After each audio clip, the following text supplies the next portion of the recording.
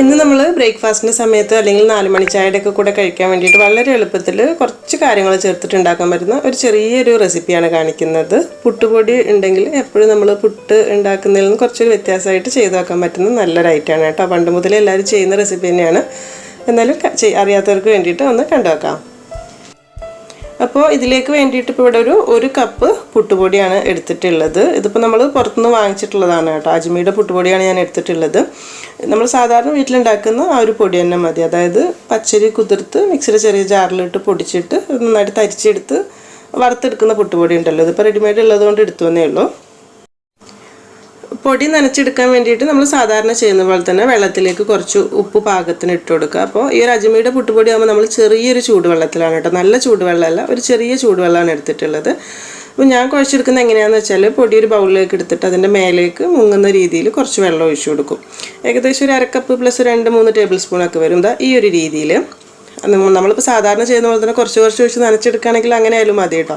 ഇതെന്ന് പറയുമ്പോൾ നമ്മൾ ഈ ഒരു വെള്ളം ഒഴിച്ച് കഴിയുമ്പോൾ ഇത്തിരി ഒരു മിനിറ്റ് കഴിയുമ്പോഴേക്കും ആ വെള്ളം മൊത്തം അങ്ങ് വലിഞ്ഞു വരും. പിന്നെ നമുക്ക് കൈ കൊണ്ട് സാധാരണ പോലെ മിക്സ് ആക്കി എടുത്താൽ മതി. അപ്പോൾ നിങ്ങൾക്ക് എങ്ങനെയാണോ നനച്ചെടുക്കാൻ എളുപ്പമെന്നുണ്ടെങ്കിൽ അങ്ങനെ ചെയ്തോളൂ കേട്ടോ.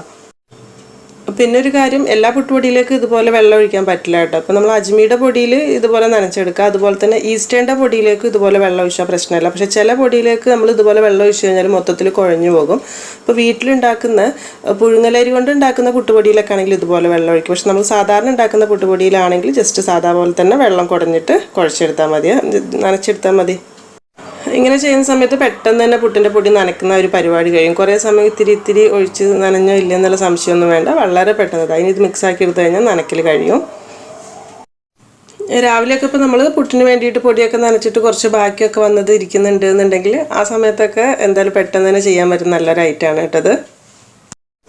നനച്ചെടുക്കുന്ന സമയത്ത് നന്നായിട്ട് മിക്സാക്കി നോക്കുക. ചെറിയൊരു നനവ് ഉണ്ടാവണം, പിന്നെ എല്ലാ ഭാഗത്തേക്കും വെള്ളം എത്തിയിട്ടും ഉണ്ടാവണം. പിന്നെ നമ്മളിങ്ങനെ കയ്യിൽ ഇങ്ങനെ പിടിച്ച് നോക്കുന്ന സമയത്ത് ഇതുപോലെ ആക്കാൻ പറ്റുന്നുണ്ട് എന്നുണ്ടെങ്കിൽ പാകത്തിന് നനവായിട്ടുണ്ടാവും കേട്ടോ.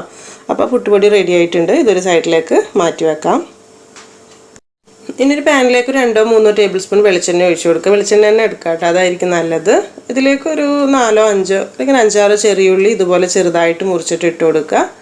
അത് നന്നായിട്ടൊന്ന് മൂപ്പിച്ചെടുക്കണം.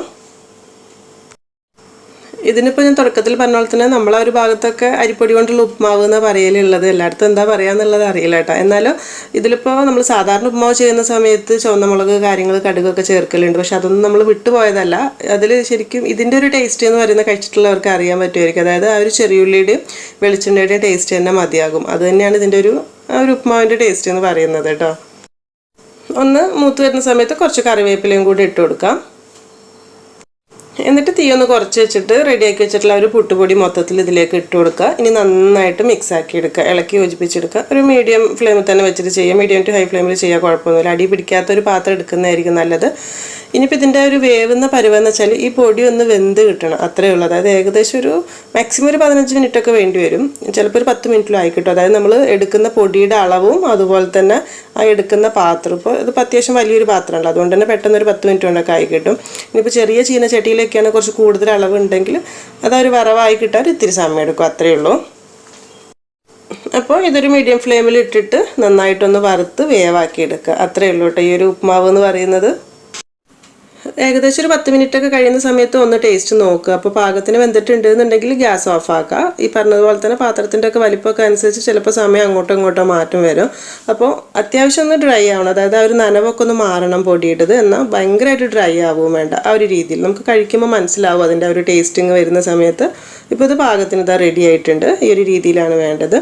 നമ്മൾ പൊടി നനയ്ക്കുന്ന സമയത്ത് കുറച്ചൊരു നനവൊക്കെ കൂടുതലുണ്ടെങ്കിൽ ഇതുപോലെ കുറച്ചിങ്ങനെ കട്ടകളൊക്കെ ഉണ്ടാവും ഇങ്ങനെ മണിയായിട്ട്. അപ്പോൾ അത് നല്ല ടേസ്റ്റാണ് കഴിക്കാനും. അപ്പോൾ ഇത്രയേ ഉള്ളൂ നമ്മുടെ ഈ ഒരു ഉപ്പുമാവ്. ചൂടോടുകൂടി തന്നെ കഴിക്കുന്ന സമയത്ത് വെറുതെ ഇങ്ങനെ കോരി കഴിക്കാനും ഒരു ടേസ്റ്റ് ഉണ്ട്. പിന്നെ അതല്ലാതെ കുറച്ച് പഞ്ചസാര മിക്സ് ആക്കിയിട്ട് ഒരു ഇത്തിരി കട്ടൻ ചായയും കൂടെയൊക്കെ മിക്സ് ആക്കിയിട്ട് കഴിക്കുകയാണെങ്കിൽ നല്ല ടേസ്റ്റ് ആയിട്ട്. അങ്ങനെ കഴിക്കുമ്പോഴാണ് അതിൻ്റെ കറക്റ്റ് നമ്മൾ പണ്ടൊക്കെ കഴിക്കുന്ന ആ ഒരു രീതിയിലായിരുന്നല്ലോ. ശരിക്കും അതാണ് അതിൻ്റെ ഒരു രസം എന്ന് എനിക്ക് തോന്നുന്നു. അപ്പോൾ കുറേ ആളുകളൊക്കെ പണ്ട് മുതലേ ചെയ്തു വരുന്ന റെസിപ്പി തന്നെയായിരിക്കും. എന്നാലും ആർക്കെങ്കിലും പുതുതായിട്ട് തോന്നിയിട്ടുണ്ടെങ്കിൽ ചെയ്യുന്ന സമയത്ത് ഫീഡ്ബാക്കൊക്കെ അറിയിക്കണേ. അപ്പോൾ ഇനി എന്തായാലും നല്ല റെസിപ്പിയായിട്ട് പുതിയ വീഡിയോയിൽ കാണാം കേട്ടോ. താങ്ക്